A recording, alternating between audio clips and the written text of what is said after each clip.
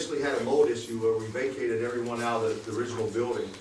But with the fire marshal's report and with the help from Williams and Stryver and having a structural engineer, we chose to, with their recommendation, to take out the ceilings and look at the facility structure. And I tell you what, we was all shocked, and I think including Williams and Stryver, and we may set a precedence on some of these old buildings that were built in the 1920s. The structure on one part, and I tell you what, I think I've gained a few pounds lately, but myself, my maintenance director, and a custodian, we was up on the first floor.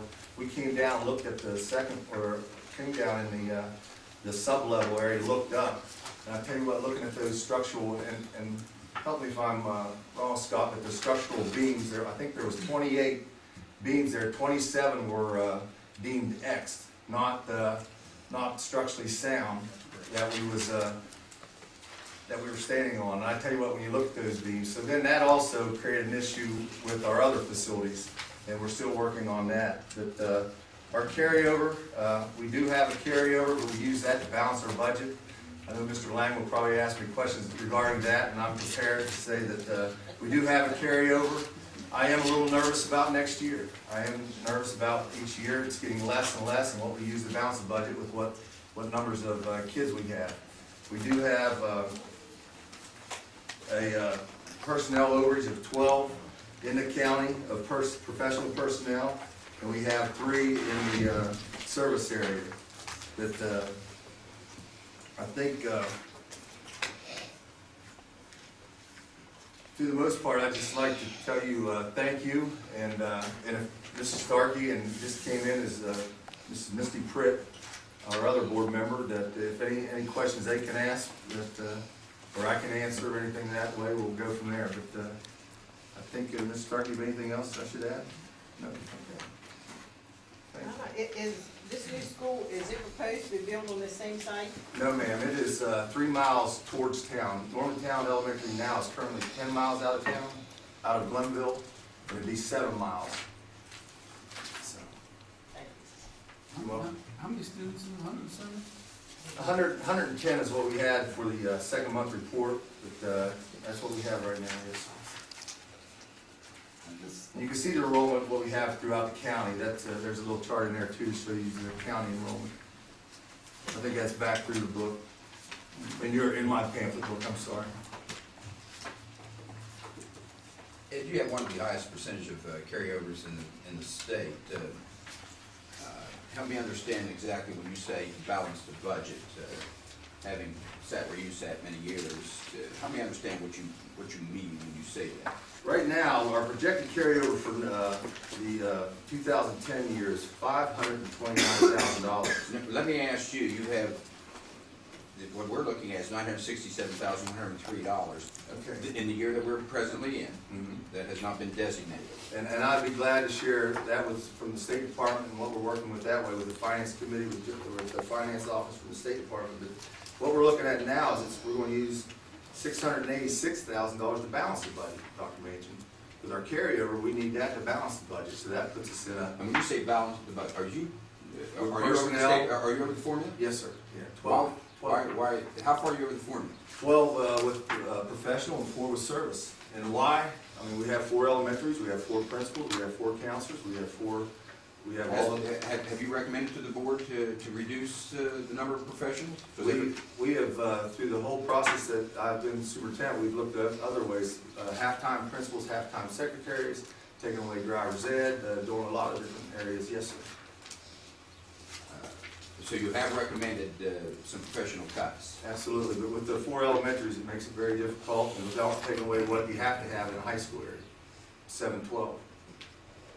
And again, if you look at our enrollment numbers, I'll show you, we have some classrooms that have 13 in them, some that have,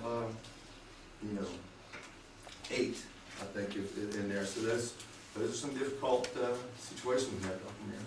Well, perhaps you can reflect for us what the board's thoughts are as to the number of schools and the fact that you have $967,103 that you're carrying over. Yeah. That could conceivably go towards this project that I understand that you're using For as you said, personnel. for personnel. Yes, sir. And, but now 900 or 600,000, I don't think would address, you say you're 12 over? Yes, sir. And that's professionals. Yes, sir. And I have those for you. I have a copy I can give to you. I mean, I can give one of you, but, and I have our preliminary projected carryover, and if you'd like to see that. But to speak on behalf of the board, I mean, I would rather have Mrs. Starkey answer any of those questions. Okay, Mrs. Starkey?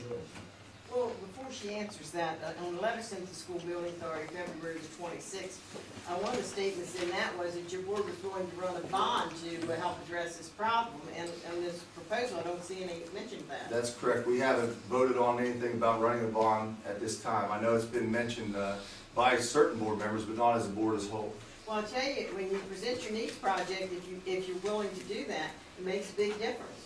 You know, if you say, you know, we'll run a bond and get $2 million and make it contingent, our funds contingent on you coming up with your funds, make a big difference. But we have to look at this exactly as you presented to us, so we can't consider that unless you make it part of your project. And at that time, there was no mention of a bond when we submitted that, I believe. But again, Mrs. Starkey can answer that. Okay. The bond, I believe,